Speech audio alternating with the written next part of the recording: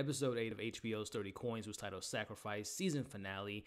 Elena, Paco, and Father Vergara take shelter in an abandoned wine cellar as they fight to free the people of the town from a spell, the Black Circle. While Angel prepares the town for Satoru's fateful arrival, Mercedes' allegiances remain to be seen. Hey, what's going on, everybody, and welcome back to my channel, Movie Files. Elliot back with my last season finale breakdown, review, and recap of the 8th episode of HBO's 30 Coins, which was titled Sacrifice. I'm going to give you all my overall thoughts. I'm going to recap the episode, break it all down, talk about the ending, and what I would like to see in a season 2. We're going to break it all down in a spoiler discussion, but before we dive into it, as you can see on the screen now, make sure you're following me on all my other social media accounts, which you can find those links in the description below. If you are new to the channel, welcome to the community. Consider subscribing to the channel and hitting that notification bell. That way you all can get the alert for when I drop new content. It would mean a lot to me if you all can like and share this review. It helps out the channel, but I also appreciate all the support. And in the comments below, let me know your overall thoughts of the season finale, your overall thoughts of the season, your pros and cons, and then what you all would like to see in a potential season 2. Let's have a discussion about it all in the comments below. So I'll get into my general thoughts towards the end of this video. I want to start this off with my recap, and as I recap, I'll kind of give you my thoughts on those pivotal scenes, and then we'll wrap up this review again with predictions for another season, just general thoughts of the season. But let's just kick it off with the recap. As the episode opens up with, again, we see Father Vergara as he's walking out of the fire like Rambo, or in this case, almost like the Terminator. He's given weapons to Paco and Elena, who now they're reunited, and as I've been saying for weeks now, that has been the one thing I've missed in this second half of the season, seeing those three, the trio, be together. Because as I've said in episode 5, 6, and 7, when the show doesn't have that trio together, the show kind of takes a dip in quality, because I don't think the subplots really add up to something that entertained me compared to the first 4 episodes. But as I digress, they're now together. He has like a Terminator moment where all I wanted him to say was, "Come with me if you want to live." He didn't say that, of course, but as we see, they have their weapons. They're ready to find Angel, and here we are, season finale. I'm hoping for just action, entertainment. Let's discuss it. So we see this monster come up. We see Angel's dressed in white. He has his tattoos and all that stuff. I'm so confused by Angel's capabilities and powers. I don't know why he didn't just possess the coin, and we'll talk about the reveal at the end of this episode. But we see he becomes this kind of hellish demon that comes out of the ground. And 2 things about this scene.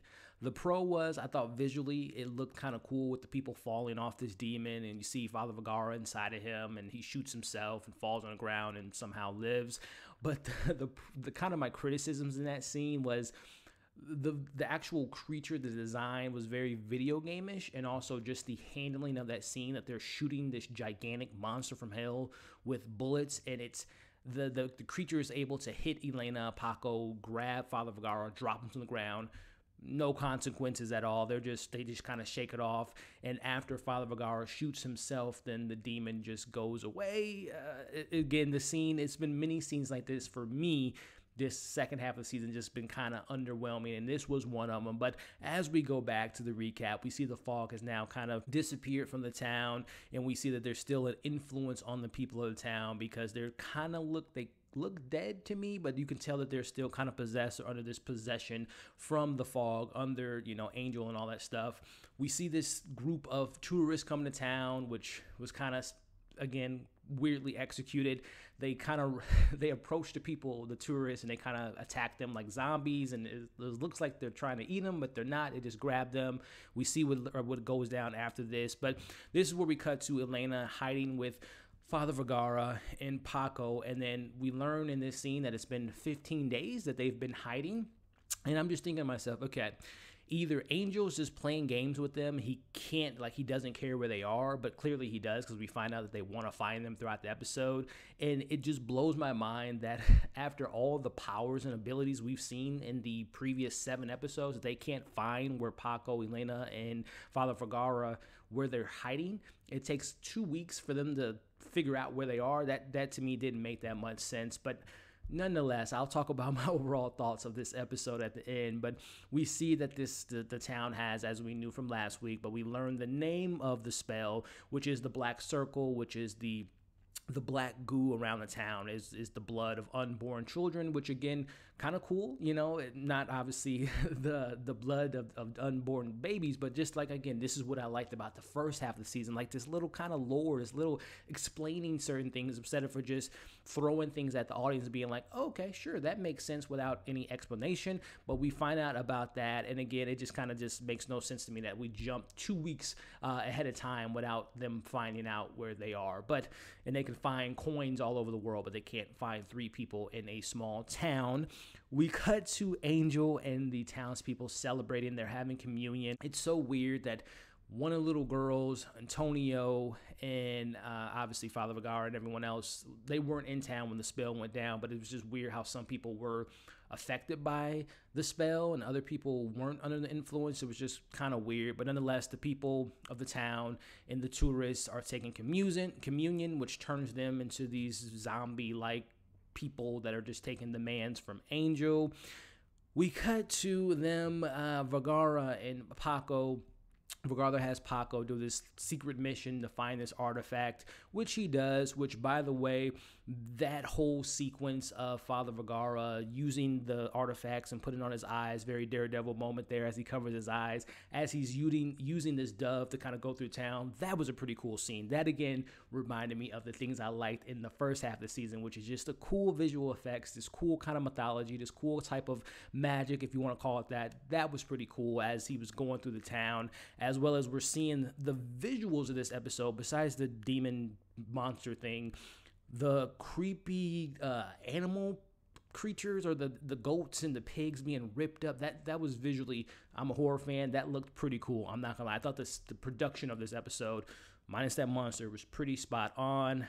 Then we go back to the absurdity of Paco and his stupid decisions. Against Elena's request, he goes to visit his ex-wife, Mercedes, who's not under the influence. She has powers. She doesn't have powers. It's so weird. But he goes to visit her. He eats a sandwich, which he hasn't eaten in 2 weeks, but he doesn't finish his whole sandwich. I digress. They have this kind of conversation. He asks for her to come with him, which I'm thinking was a stupid idea, to ask her that, because you think that Elena and Mercedes, especially after Mercedes almost killed her last week, that they're going to be okay hiding in this kind of wine cellar. Wasn't a good idea, but they have an awkward scene. She kisses him. He leaves. She takes the sandwich to... Let me know in the comments, I know the purpose of the witch was to bring back Mario and to do all the stuff in the town. She has spells, evil spells, but why? What is this witch? What does she get out of this evil doing? Does she have a deal with the devil? If so, why was that never explained? We'll talk about her death at the end, but I never really understood why they didn't really let us know why the witch is involved and why she wants all of this stuff to go down. But nonetheless, Mercedes takes her sandwich from Paco to the witch. She puts a spell on this little needle, gives it to Mercedes, which we'll talk about that here in a bit. We see Antonio. He saves the cop who I thought died last week, but he was still alive. We see Elena and Paco for the first time all season. They make out, but it was such an underwhelming moment because it came out of left field. She tells him never to leave me again, which he promises to do that as Father Vergara is smoking a cigarette, watching them kiss very weirdly. Antonio explains to the police officer about the 30 coins, everything about the town, and he's just kind of like, oh, this explains all the craziness. We get our round 2 fight of Elena and Mercedes.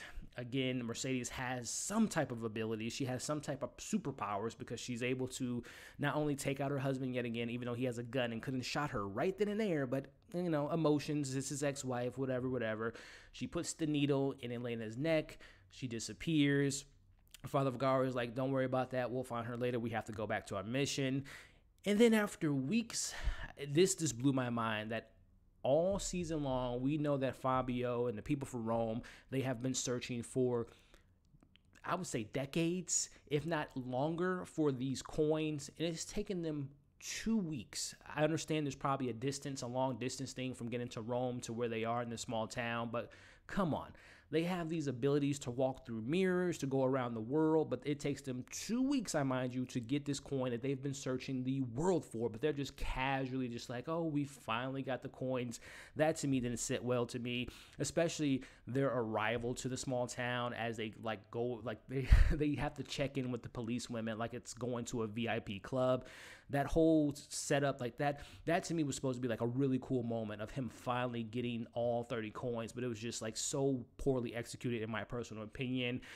We go to the moment where one of the higher priests is like flirting with Elaine, or flirting with Mercedes, which we'll talk about them doing their mission to set up a season 2. We see Paco takes a needle out of Elena's neck, which the witch is happy that he did that. She didn't have to do anything because he's essentially killing Elena. In the meantime, Father Vergara, he hears these voices, which again, the visuals of all those goats' head, very weird and creepy, very kind of reminded me of Clive Barker, what we get with Hellraiser and all that stuff, and Cenobites, but that visual was pretty cool. But we see while this is going on, Fabio's getting bathed, and they put goat skin on him, which again, those visuals are pretty cool. Cut back to Paco fighting the witch. She has like legs come out of her body, which I assume this is like she's a spider of some sorts. But that fight was underwhelming because all Paco, first off, he had a gun, which he doesn't use yet again. He pushes her into a chair and it kills her. Very underwhelming. As we cut to Father Vergara, this is a pretty big reveal and pretty cool, because in this moment we find out that he was chosen, that Angel chose him particularly. I don't know why Angel couldn't hold the coin himself, but he tells Father Vergara, you've been working for the devil this whole time. He's kind of almost a Judas and a Christ-like figure in this show, the way they presented him, but he's been working for him. And we find out that the kid that he performed the exorcism on was actually Angel, just in disguise. He can change his formation, which we'll talk about that at the end. But he unknowingly, again, the big reveal was Father Vergara has been working for the devil the entire time, as Fabio now has the goat skin on himself, and we see him. He now has all 30 coins in his possession. He takes the sword, stabs Father Vergara, which I'm just like, wow, Father Vergara is now dead. He's fallen. He dropped, I don't know how many feet from the monster, but now he's dead. Not quite yet, as we learn that Fabio is the new pope, and there's only 8 minutes left. So I'm just like, okay, I don't know how this is going to end, but here we are as we explain the ending. With 8 minutes left, we see Paco carries Elena as he's being chased by the people, the high priest, and he kills the 2 police women, which their purpose of the show was so pointless and so unnecessary, but it is what it is. We see that they are able to make their way out of town. I don't know how the spell was broken, but they make their way out. We see Father Vergara controls the dove. He distracts the Pope, which again, this execution of this scene, which is very just sketchy to me and just didn't play out well, as he's just kind of like, again, Fabio has all these magical powers and these spells, but yet he can't get this dove out of his way. He's distracted. We see that Angel's distracted, which we see. Again, we see Father Vergara very Christ-like, as we saw the hands, him having the cuts on his hands last week. He was able to break a knife. He pulls the sword out of his gut, has the strength to run towards Fabio, push him off of the ledge. They assume that they're both dead. We'll talk about Father Vergara not being dead, but I'm assuming Fabio is dead, even though he has his goat skin. He has the possession of these 30 coins. You're supposed to have all power. He doesn't have some type of invulnerability spell on him once he obtains the coins, whatever. We see that the people that were going to worship this new order that they've created are now just this chaos going on. They're all going for the coins, which is just crazy. And we see that Mercedes now has a coin in her possession. She takes the coin. The tall guy that we met in the very first episode, and we've seen him various times throughout the season, they have this kind of look at each other. They go off. They go in a car. Oh, my goodness. We'll talk about that scene in a bit, but we see that at this point in time, Paco has Elena taking her to the hospital because she's bleeding. I'm surprised she's not bled out. Again, that little needle, I don't know if that would have caused someone to bleed so much, but it's television. We see Angel. We cut back to Angel after all this work has been kind of undone. The coins are just all over the place now. He goes in a chair. He looks in the mirror. He transforms to this other guy. He goes to the mirror. He goes to New York like he has some unfinished business of some sorts. Cut back to the last scene of the show, which is the dumbest scene of the show. We see Mercedes and the tall priest guy in the car. They have the coin in their possession. They look at each other, smile. End of the season. Look, I've said it many times. I thought episode 1 through 4 was fantastic. I couldn't speak highly enough about the show, and you can watch my reviews of those first 4 episodes. I love this show.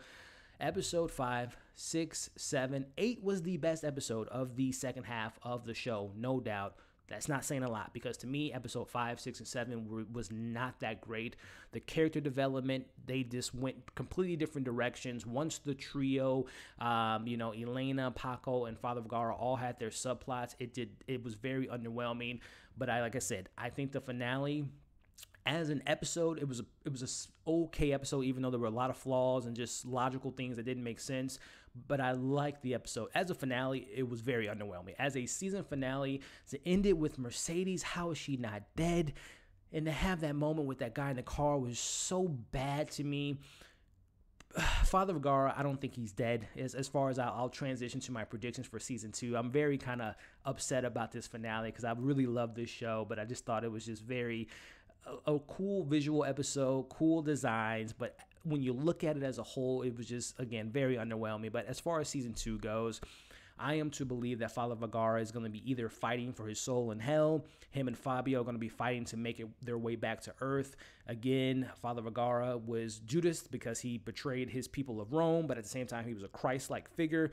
It was always testing his faith and having some abilities at points in time, like last week breaking the tip of the knife, taking a sword out of his gut, having all these abilities of the dove. So he has these abilities. I believe we're going to get more of Father Vergara in a season 2, which they somewhat confirmed that they've already written the season, and I believe they're going to go in production next year, or I should say this year, and the new season 2 should be out next year, if I'm not mistaken. But I will be watching season 2 because I do love the first 4 episodes. And if they can give me more of what they gave us in the first episodes, the first 4 episodes in a season 2, it's going to be great.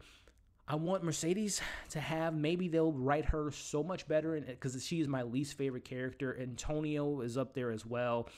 I hope they give Mercedes a little bit more meat on the bone. If you're going to make her a villain, make her a logical villain. Make her have motives. Make her not just be motivated by her husband cheating on her. Make it more personal. Make it more complete. Make it more fleshed out.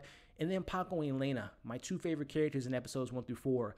Make them more entertaining. Don't just give them this love story. Have some depth to these characters and give us a really good season 2. Because again, season 1, episode 1 through 4 was some of my favorite television in this early part of the year. But 5, 6, 7 was very underwhelming. And as 8 goes, as a finale, was not that good as in regards to what you would expect from a season finale. But again, this is just my thoughts, ladies and gentlemen. I still am a fan of this show, regardless of me thinking the second half is very underwhelming. I'm still looking forward to a season 2, but I want to know what you all thought of this finale, this season, predictions for season 2, your thoughts, your theories, your pros, your cons. Let's have a discussion about this in the comments below. I will be continuing to review TV shows. Right now, I'm reviewing WandaVision every single Friday. I have a live stream discussing WandaVision on Saturday with some amazing guests. If you guys have Apple TV Plus, I review Servant, and there's a lot more, movies and things on streaming services that I review every single week. So definitely stick around, check out the content. Hope you all are staying safe. Make sure to like the video, share the video. Again, leave your thoughts in the comments. Subscribe to the channel if you haven't already. Hit the bell, that way you don't miss any of my other content. Hope you're staying safe, and we'll see you on the next video.